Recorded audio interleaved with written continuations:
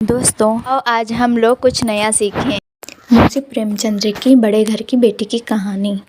पेनी माधव सिंह गौरीपुर गांव के जमींदार और नंबरदार थे। उनके पितामह किसी समय बड़े धन धान्य संपन्न थे। गांव का पक्का तालाब और मंदिर, जिनकी अब मरम्मत भी मुश्किल थी, उन्हीं की कीर्ति स्तंभ थे। कहते हैं, इस दरवाजे पर हाथी झूम। अब उसकी जगह एक बूढ़ी भैंस थी, जिसके शरीर में अस्थि पंजर के सिवा और कुछ शेष न रहा था, पर दूध शायद बहुत देती थी, क्योंकि एक न एक आदमी हांडी के लिए उसके सिर पर सवार ही रहता था। बेनी माधव सिंह अपनी आधी से अधिक संपत्ति वकीलों को भेंट कर चुके थे। उनकी वर्तमान आय 1000 रुपये वार्षिक से अधिक न थी। ठाकुर साहब के 2 बेटे थे। बड़े का नाम श्रीकंठ सिंह था।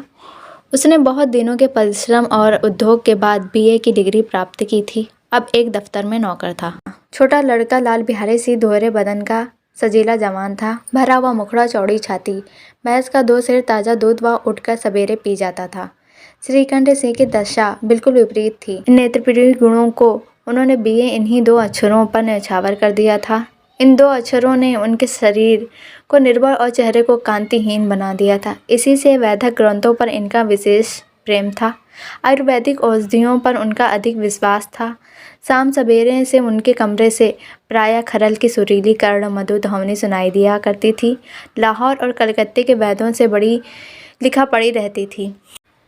श्रीकंठ इस अंग्रेजी डिग्री के अधिपति होने पर भी अंग्रेजी सामाजिक प्रथाओं के विशेष प्रेमी न थे, बल्कि बाबा उदा बड़े जोर से उसकी निंदा और तिरस्कार किया करते थे।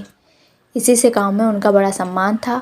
दशहरे के दिनों में वह बड़े उत्साह से रामलीला में सम्मिलित होते और स्वयं किसी न किसी पात्र का पार्ट लेते थे। गौरीपुर में रामलीला के वही जन्मदाता थे। प्राचीन हिंदू सभ्यता का गुणगान उनकी धार्मिकता का प्रधान अंग था। सम्मिलित कुटुंब के तो वह एकमात्र उपासक थे। आजकल स्त्रियों को कुटुंब में मिलजुल कर रहने की जो अरुचि होती है, उसे वह जाति और देश दोनों के लिए हानिकारक समझते थे। यही कारण था कि गांव की ललनाएं उनकी निंदा करती थीं। कोई तो उन्हें अपना शत्रु समझने में भी कोई संकोच न करती थी। स्वयं उनकी पत्नी को ही इस विषय में उनसे विरोध था। यह इसलिए नहीं कि उसे अपने सास, ससुर, देवर या जेठ आदि से घृणा थी, बल्कि उसका विचार था कि यदि बहुत कुछ सहने और तरह देने पर भी परिवार के साथ निर्वाह न हो तो आए दिन के कलह से जीवन को नष्ट करने की अपेक्षा यही उत्तम है कि अपनी खिचड़ी अलग पकाई जाए। आनंदी एक बड़े उच्च कुल की लड़की थी।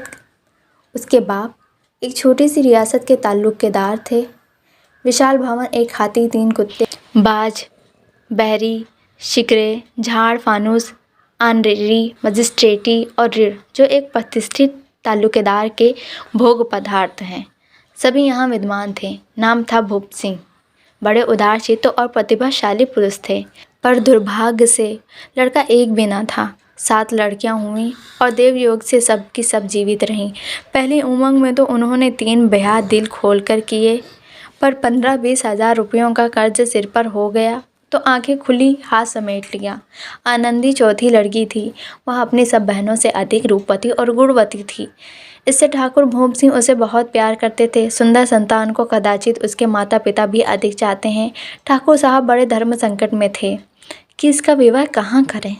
ना तो यही चाहते थे कि ऋण का बोझ बढ़े, और ना यह स्वीकार था कि उसे अपने को भाग्यहीन समझना पड़े। एक दिन श्रीकंठ उनके पास किसी चंदे का रुपया मांगने आया। शायद नागरी प्रचार का चंदा था।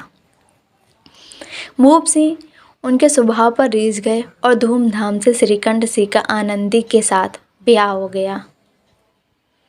आनंदी अपने नए घर में आई तो यहाँ का रंग ढंग कुछ और ही देखा। इस टीम टाम की उसे बचपन से ही आदत पड़ी हुई थी, वहाँ यहाँ नाम मात्र को भी न था।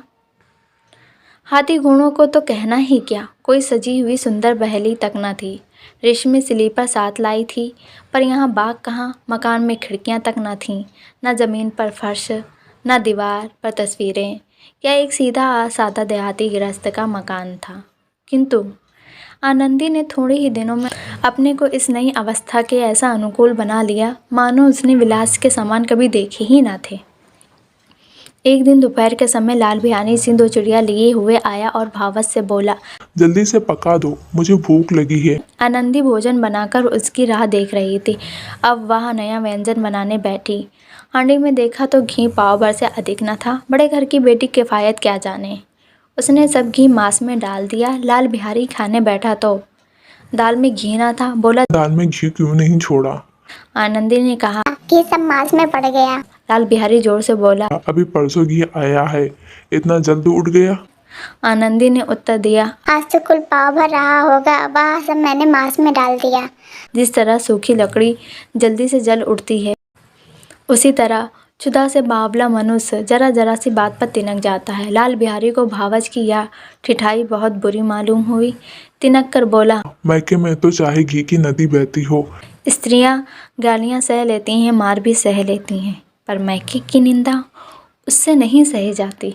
आनंदी मुंह फेर कर बोली, हाथी मरा भी तो 9 लाख का, वहाँ इतना घी नित्य नाई कहार खा जाते हैं। लाल बिहारी चल गया। थाली उठाकर पलट दी और बोला, जी चाहता है जीभ पकड़कर खींच लूं। आनंदी को भी क्रोध आ गया, मुंह लाल हो गया। बोली, वाह होते तो आज इसका मजा चखाते। अब अपर उज्जट ठाकुर से ना रहा गया। उसकी स्त्री एक साधारण जमींदार की बेटी थी। जब जी चाहता उस पर हाथ साफ कर लिया करता था। खड़ाऊ उठाकर आनंदी की ओर जोर से फेंकी और बोला, जिसके गुमान पर भूली हुई हो उसे भी देखूंगा और तुम्हें भी। आनंदी ने हाथ से खड़ाऊ रोकी। सिर बच गया, पर उंगली में बड़ी चोट आई। क्रोध के मारे हवा से हिलते पत्ते की भांति कांपती हुई अपने कमरे में आकर खड़ी हो गई। स्त्री का बल और साहस, मान और मर्यादा पति तक है। उसे अपने पति के ही बल और पुरुषत्व का घमंड होता है। आनंदी खून का घूंट पीकर रह गई। श्रीकंठ सिंह शनिवार को घर आया करते थे। बृहस्पति को यह घटना हुई थी।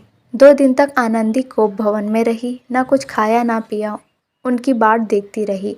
अंत में शनिवार को वह नियमानुकूल संध्या समय घर आए और बाहर बैठकर कुछ इधर उधर की बातें, कुछ देश काल संबंधी समाचार तथा कुछ नए मुकदमों आदि की चर्चा करने लगे। यह वार्तालाप 10 बजे रात तक होता रहा।